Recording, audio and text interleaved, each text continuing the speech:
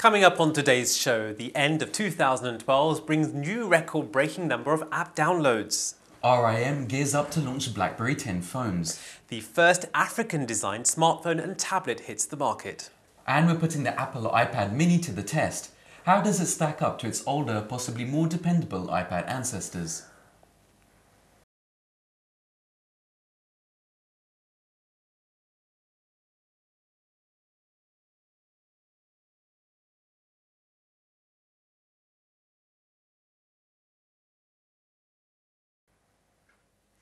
Assalamu alaikum and welcome to our new look insight for a brand new year. Alhamdulillah, it's 2013 and we're looking forward to a year full of brand new gadgets and technologies that we can only dream about. It should be a pretty exciting year ahead. As we step into this new year, let's take a final look back at the end of 2012, when Apple's iPad proved to be the big winner of the final quarter. While Apple isn't yet revealing just how many iPads were sold during the lucrative month of December, record-breaking figures of downloads and activations point to huge sums for Apple as well as Amazon's Kindle Fire HD7. The online site Flurry says 328 million apps were downloaded just on December the 25th, with 51% of them tablets and 49% smartphone. Now that's a huge increase from Christmas Day 2011, when only 242 million apps were downloaded. Well, Flurry estimated that daily activations of iOS and Android devices averaged 4 million in the first 20 days of December, with 17.4 million new activations on December the 25th. Experts predicted that downloads would hit the record-breaking billion mark by New Year's Day. They said the activity should stabilise now that most tablet and phone users are back to work after the New Year's holidays. So the Apple iPad is still going strong after all these years, with Apple's latest offering, the iPad mini, proving to be a hit. But what we really want to know is whether or not the Apple mini stands up to Apple's previous offerings, or if it's just another gimmick to get us to buy another gadget we can't really live without. We're putting the iPad mini to the test against its older predecessors, but more dependable brother. Okay, so I have the iPad mini here in the studio, which we're going to have a quick look at. Now obviously Apple have made this device a lot smaller than the previous versions of the iPad, and the reason that is because they want it to be more portable, and also it's the price factor as well. There's a lot of other tablets now in the market which are a lot smaller and a lot cheaper than the original iPads. Yeah, the original iPad is definitely bigger, maybe easier to view films and things, but it's the portability that may count in terms of the mini. Yeah, I mean it all depends on what you're going to use it for. Something like this would be ideal if you're on the move quite a lot. Especially for people who relatively don't want to watch as many films and games maybe. So you've got a device which is a lot more portable, but if you wanted to watch HD videos, I would much rather prefer to watch it on a bigger screen. It depends on your own preference. Some people want to watch it on a bigger screen. You could be lying in your bed and find it difficult to actually view something bigger to hold. Something smaller may be easier for you to actually hold and lift up. I mean, it's half the weight with the iPad mini. That's right, it's really small, it's very lightweight, very portable. I'm a bit disappointed it doesn't have the Retina display. The third generation iPad has a really nice, beautiful Retina display, and unfortunately that's missing in this device. For our viewers, I mean, tell us a bit more about what the Retina display actually means. Retina display gives a lot more vivid colours, it's got much higher resolution as well, and if you've actually seen it, it's one of those things you have to really see to believe. You get much crisper text, video, everything looks much better for videos, gaming, everything. And the iPad 2 doesn't have the Retina display? No, that's right. iPad 2 doesn't, but the third generation iPad did, one of its best features, and unfortunately the iPad mini doesn't have it. So if you're going for something new, the iPad mini doesn't have the Retina display, whereas the iPad 3, the newer version of the iPad, does have the Retina display. Yeah, that's right. I mean, one of the things I really like about this is the new Lightning connector as well. Charging it is much faster, and also the cameras are worth mentioning. They're really good 5-megapixel cameras. We've taken some pictures with it and the quality is really good. So the old iPad had this chunkier, thicker type of connector. This Lightning, what's this? Well, it's a much faster connection, and it means that not only can you transfer data faster, but also you'll notice that charging the iPad is much faster than in previous ones. And this Lightning connector, apparently you can have lots of different uses and methods of use of the iPad, like yeah, USB I mean, whenever you get an iPad, there's a whole array of different accessories that you can always use, whether you're connecting it to different devices or TV screens and things like that. But you do get a much faster data rate with it, and it's something that Apple are using throughout their devices, whether it's laptops or iPads or iPhones. USB key-wise, you can't stick it directly into the mini? Or? No, you can't. You've only got the Lightning connector on here, but it does have Bluetooth with it. It's a lot cheaper as well. I think that's an important thing to consider. But now Apple are competing directly with other manufacturers who make much smaller devices, such as the Amazon's Kindle Fire HD, and then you have the Nexus 7 as well, which are very good devices, and I have to say cheaper than the iPad mini. So relatively cheaper to buy an iPad mini than an iPad, but then you have to compare the market for similar things, similar products, and then also what are you going to use it for? If you're going to use it for the screen size and you need it to be bigger, get the iPad, and if you want it for something smaller, more portable, it's the iPad mini. Yeah. So both iPads have got cameras. Why not check them out? Why not test them? Well, let's do a video test because my iPad mini can record 1080p actually. So let me just have a look at that. And why don't we pick on Dogir. Let's put the camera on the cameraman this time and have a look. Be able to compare the difference. And besides the cameraman, it looks all fine. Mine looks a lot more grainy compared to yours actually. Okay, let's compare. Have a look and see. Let's put the camera on the camera. And let's see yours. Put the audio down. Yeah, definitely more grainier. It is, yeah. The colour's actually a lot nicer on yours. But that could be deceiving simply because the screen is actually bigger, and so you're actually appreciating it more compared to a smaller screen. One has to remember, though, that the HD quality is on both. It's the resolution that's different. It's 1080 on your one. Yep, and you have 720 on your 720 iPad. On this. However, the new Retina is actually better. The new iPad 3 is actually better in terms of its quality. For the display, that's right. Also for the camera, taking still photos as well. The iPad, I remember the first iPad had a terrible camera. It's something they just completely overlooked, but they developed that, and now we've got 5 megapixel on the iPad mini. And if I just take a photo of the pen here, it's a lot crisper than it used to be before. So it's much sharper and a big improvement on the camera. The thing that you'll notice is a lot of people are actually taking pictures on their iPads more because of the improvements on the cameras. Some people don't realise that the cameras have a difference between the front and the rear camera. Yeah, that's right. Obviously there's a camera at the front here that we can use for FaceTime, and the iSight camera is the one that we use in the back, which on the iPad mini is 5 megapixel. Which one's always tends to be better? It tends to be the rear camera. The rear camera, that's right, yeah. So we've talked about the software and its use, but what about the design concept? Has there been a major change from the iPad to the Mini? Well, Apple are going through this sort of sleek slate design, and it's actually quite similar to the iPhone 5, which we reviewed in the last program. Yep. And you've got a model there. I mean, just have a look at the way the buttons are placed. We have the silent button here on the side as well, and the home button. The whole design of it is very similar to the iPhone 5. Mm-hmm. Even the materials that they've used in the back, you can see are very similar to the back design. But I wouldn't call it a dramatic change to the iPad 2. I mean, it's nothing revolutionary that they've actually created. They've made it thinner, made it the sides a bit more slick. Yeah. But not a revolutionary change in terms of the size of the screen. Well, I mean, when technology is only this small, there's only so much you can do with it. Obviously, it's going to be a lot thinner and sleeker. But I quite like the look and feel of it, and especially if you've got the iPhone 5 as well, it's something that will coordinate well with that technology as well. Of course, it's not all good news for Apple. Spare a thought for Apple CEO this new year. Tim Cook has finally made it to the top of Apple Incorporated, but in his first full year as CEO, his pay package shrank about 99%. But there is no need to feel too bad for Cook. Cook, the successor to the late Steve Jobs, was awarded total compensation of $4.17 million in 2012, down from $378 million in 2011. While Apple's shares are 35% higher than when Cook assumed the CEO role, they have lost a quarter of their value since they hit a lifetime high of $705 on September the 21st, as the company faces increasing competitions from phones using Google Incorporated's Android operating system. So not quite the story you need to get your violin out for. No, that's right.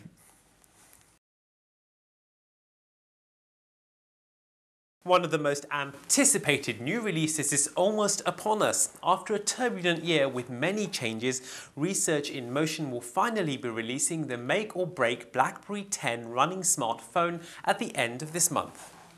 The new phones are said to offer better productivity and work features for business users. Now, one of the devices, modelled after the Alpha B mock-up, features an all-touchscreen user interface, with the others will resemble the Bold with a physical keyboard and a smaller touchscreen, so far dubbed the Alpha C. Along with an updated BlackBerry Messenger, which will include free VoIP calls over Wi-Fi, the new phone will also allow users to split their personal and business files into separate profiles using an application called Balance. With the recent release of Windows 8, Toshiba has designed a one-piece computer which can be used with or without a mouse and keyboard running the new operating system.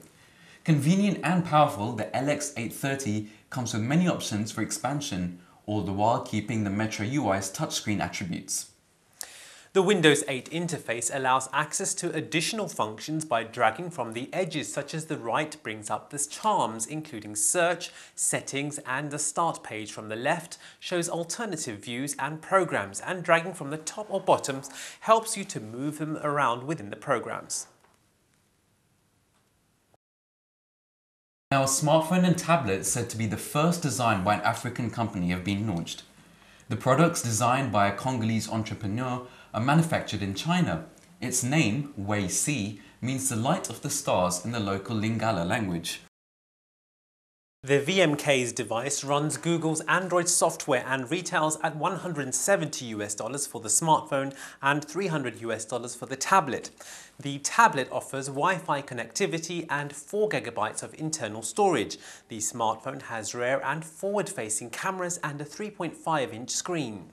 Now, there are plans to sell the devices across 10 other West African countries, as well as Belgium, France and India. The devices will come up against several already well-established and popular brands. Most notably, BlackBerry makers Research in Motion has a significant presence on the continent, despite flagging sales in the Western market. Well, could this be the biggest new thing for Africa? Well, let's see what happens. Popular too are the handsets from Nokia, which is working closely with Facebook to grow Africa's interest in both mobile communications and social networking. However, there is an increasing desire among African communities to support homegrown products spurred by fledgling technology scenes in various cities across the region. After weeks of anticipation that bordered on media frenzy, Pope Benedict solemnly put his finger to a tablet in mid-December and tried to send his first tweet, but something went a little wrong. The first try didn't seem to work. Apparently the Pope, who still writes his speeches by hand, pressed too hard and the tweet did not go through right away, so he needed a little help from one of his advisors. The tweet was sent at the end of weekly general audience in the Vatican before thousands of people. The Pope already had just over 1 million followers in all of the languages combined minutes before he sent his first tweet, and the number was growing. The Pope actually has 8 linked Twitter accounts. At Pontifex, the main account is in English. The other 7 has a suffix at the end of the different language versions. Now, the tweets will be going out in Spanish, English, Italian, Portuguese, German, Polish, Arabic and French. Other languages will be added in the future. The Pope, who as the leader of the Roman Catholic Church already has 1.2 billion followers in the standard sense of the word, won't be following anyone, the Vatican has said. A couple of London-based designers have come up with a sustainable lighting solution which uses gravity and sand as power. Developed with remote areas in mind, the gravity light aims to reduce reliance on kerosene in countries where many areas do not have access to electricity. It was created to provide power for light as and when it was required, with no limit to the runtime in any given night. The gravity light is charged by attaching a bag filled with around 9 kilograms of materials such as sand, earth or rocks to the device, which gradually lowers, generating around 30 minutes worth of light. The light strength can also be adjusted so a warm glow will keep the light going for a longer amount of time. The charger can also power other devices such as radios and batteries using the same mechanics. This could be a great thing for those people in desperate situations. Yeah, that's right. And it's one of those things with technology. It's not about generating gadgets and things like that. It's about developing technologies that can change people's lives. And using basic materials that are around everywhere. That's right. Now, as we just mentioned, technology isn't just for fun. It's being used for medical purposes as well. Satira Wireless Incorporated have designed an innovative armband which is able to track multiple vital signs while allowing patients to remain mobile. Called the VZ Mobile Patient Safety System, the wireless armband connects to a set of sensors attached to the body and monitors variables including your heart rate, blood oxygen, blood pressure, skin temperature and respiration rate, sending the information wirelessly to a computer at a nurse's station 17 to 57 feet away. The device also allows staff to monitor multiple patients from one terminal or access them directly using a PIN number to reveal a colour-coded touchscreen display.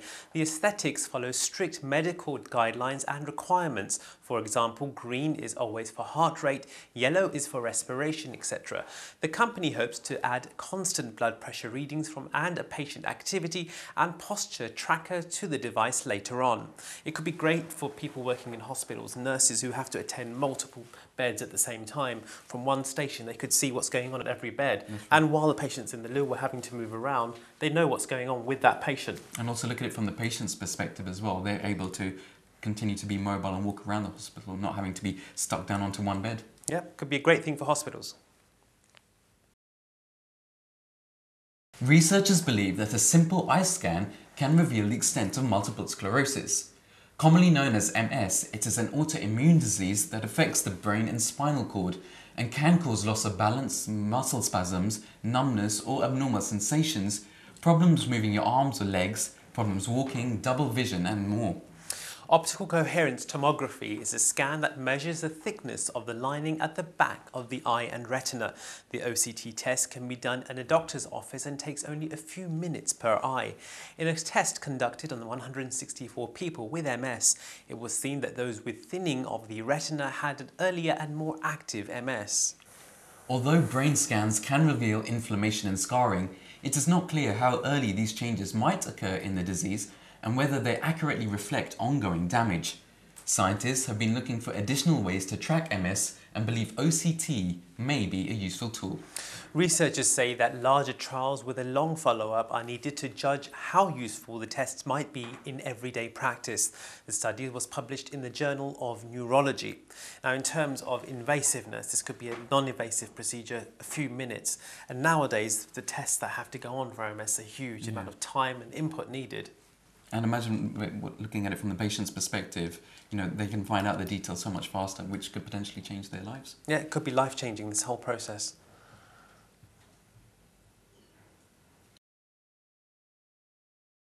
Science news now. NASA's Gravity Recovery and Interior Laboratory mission came to an end in late December as planned when the Lockheed Martin and the Jet Propulsion Laboratory Flight Operations team commanded the two spacecraft to deorbit and impact the surface of the Moon. The first of the orbiters, Ebb, impacted a predetermined mountain near the lunar North Pole with its twin, Flo, hitting nearby 30 seconds later. Lockheed Martin built the twin robotic spacecraft and conducted flight operations for NASA's JPL since their launch on September 10, 2011. Finally this week, astronomers have found that one of the nearest single sun-like star hosts 5 planets, one of which is in the habitable zone where liquid water can exist. Tau Ceti's 5 planets were found using existing planet hunting data from HARPS, AAPS and HiRES, with the star now joining Alpha Centauri b as a nearby star known to host planets. And about 12 light-years away from us, while Alpha Centauri b lies 4 light-years away, the planets were found by measuring the subtle effects they have on their host star's light. Although planets move around to orbit their star, the star is also tugged slightly back and forth. Now, these subtle movements of the stars show up as subtle shifts in the colour of the light seen from Earth.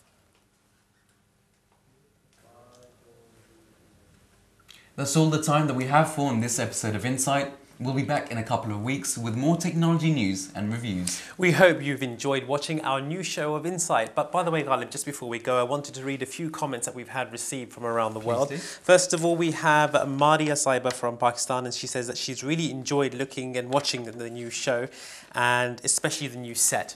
And then also we have Hibbert from Canada, who said that she likes the new set and review, but she wants a few more gadgets and a bit more emphasis on the feature of those gadgets so she can learn a bit more about the new technology incorporated in them. We'll try to do that in future shows. So Jazakallah for those comments. We have taken them on board and we want to hear from you, and we want to know what you think of the stories and products that we've been sharing with you today. Also tell us about what you would like to see on our future programs. You can send us your comments and suggestions to insight@mta.tv, and inshallah we'll share them on our next show. If you have missed any part of this show or would like to view any past episode of New Insight, please go to our YouTube channel as shown on your screen. Thanks for joining us. Join us again next time for more insight. But until then, Assalamu alaikum.